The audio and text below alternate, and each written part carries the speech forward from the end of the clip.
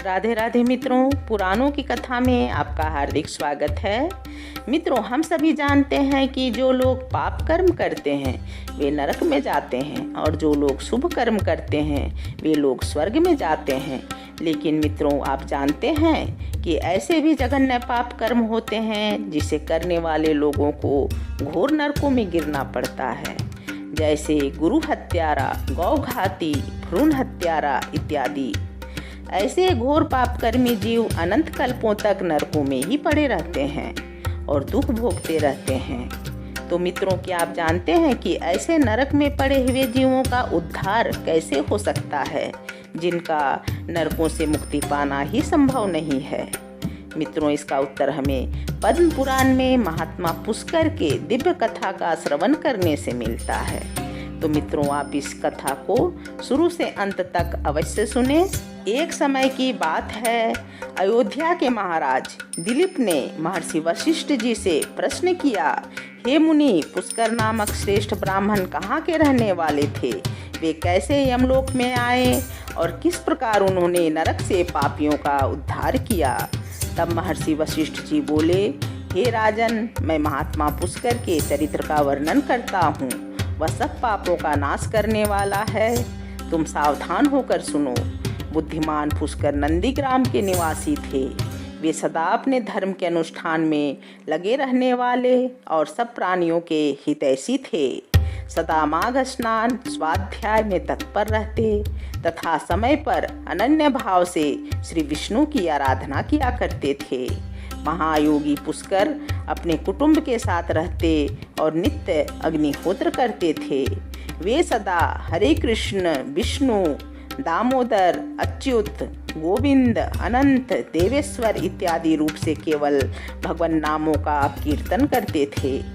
देवताओं का आराधन छोड़कर और किसी काम में उन ब्राह्मण देवता का मन स्वप्न में भी नहीं लगता था। एक दिन सूर्यनंदन यमराज ने अपने भयंकर दूतों को आज्ञा दी, जाओ नंदीग्राम निवासी पुष्कर नामक ब्राह्मण को यहाँ पकड़ ले आओ। यह आदेश सुनकर और यमराज के बताए हुए पुष्कर को न पहचान कर वे इन महात्मा पुष्कर को ही यमलोक में पकड़ लाए। ब्राह्मण पुष्कर को आते देख यमराज मन ही मन भयभीत हो गए और आसन से उठकर खड़े हो गए। फिर मुनि को आसन पर बिठाकर उन्होंने दूतों को फटकारा, तुम लोगों ने यह क्या किया? मैंने तो दूसरे पुष्कर को लाने के लिए कहा था। तुम लोगों के कितने पापपूर्ण विचार हैं। भला इन सब धर्मों के ज्ञाता, विशेषतः भगवान विष्णु के भक्त, सदा माघ स्नान करने वाले और उपवास परायण महात्मा पुरुष को यहाँ मेरे समीप क्यों ले आए? दूतों को इस प्रकार डांट कर यमराज ने पुष्कर से कहा, ब्राह्मण, तुम्हारे पुत्र और स्त्री आदि सब बांधव बहुत व्याकुल हो रहे हैं, अतः तुम भी जाओ। तब पुष्कर ने यमराज से कहा, भगवन, जहाँ पापी पुरुष यातनामय शरीर धारण करके कष्ट भोगते हैं उन सब नरकों को मैं देखना चाहता हूँ। यह सुनकर सूर्य कुमार यमराज ने पुष्कर को सैकड़ों और हजारों नरक दिखलाए। पुष्कर ने देखा पापी जीव नरकों में पड़कर बड़ा कष्ट भोगते हैं। कोई सूली पर चढ़े हैं, किन्हीं को व्याघ्र खा रहा है जिससे वे अत्यंत दुखित हैं। कोई तपी हुई बालू पर जल रहे हैं, किन्हीं को कीड़े खा रहे हैं। कोई जलते हुए घड़े में डाल दिए गए हैं। कोई कीड़ों से पीड़ित हैं। कोई असी पत्र वन में दौड़ रहे हैं जिससे उनके अंग भंग छिन्न हो रहे हैं। किन्हीं को आरों से चीरा जा रहा है। कोई कुल्हाड़ों से काटे जाते हैं। किन्हीं को कीचड़ में कष्ट भोगना पड़ रहा है। किन्हीं को सुई चुभो कर गिराया जाता है और कोई सर्दी से पीड़ित हो रहे हैं। उनको तथा अन्य जीवों को नरक में पड़कर यातना भोगते देख पुष्कर को बड़ा दुख हुआ। वे उनसे बोले, क्या आप लोगों ने पूर्व जन्म में कोई पुण्य नहीं किया था जिससे यहाँ यातना में पड़कर आप सदा दुख भोगते हैं? तब नरक के जीवों ने कहा, विप्रवर, हमने पृथ्वी पर कोई पुण्य नहीं किया था, इसी से इस यातना में पड़कर जलते और बहुत कष्ट उठाते हैं। हमने पराई स्त्रियों से अनुराग किया, दूसरों के धन चुराए, अन्य जीवों की हिंसा की, बिना अपराध ही दूसरों पर लांछन लगाए, ब्राह्मणों की निंदा की और जिनके भरण पोषण का भार अपने ऊपर था उनके भोजन किए बिना ही हम सबसे पहले भोजन कर लेते थे। इन्हीं सब पापों के कारण हम लोग इस नरकाग्नि में दग्ध हो रहे हैं। प्यासी गौ में जब जल की ओर दौड़ती हुई जाती तो हम सदा उनके पानी पीने में विघ्न डाल दिया करते थे। गौओं को कभी खिलाते पिलाते नहीं थे तो भी उनका दूध दुहकर पेट पालने में लगे रहते थे। याचकों को दान देने में लगे हुए धार्मिक पुरुषों के कार्य में रोड़े अटकाया करते थे। अपनी स्त्रियों को त्याग दिया था, व्रत से भ्रष्ट हो गए थे। ब्राह्मणों को देने की प्रतिज्ञा करके भी लोभवश उन्हें दान नहीं देते थे। मित्रों से द्रोह करते तथा झूठी गवाही देते रहते थे। इन्हीं सब पापों के कारण आज हम दग्ध हो रहे हैं। तब महात्मा पुष्कर ने कहा, क्या आप लोगों ने भगवान जनार्दन का एक बार भी पूजन नहीं किया? इसी से आप ऐसी भयानक दशा को पहुँचे हैं। जिन्होंने समस्त लोकों के स्वामी भगवान पुरुषोत्तम का पूजन किया है उन मनुष्यों का मोक्ष तक हो सकता है, फिर पाप क्षय की तो बात ही क्या है।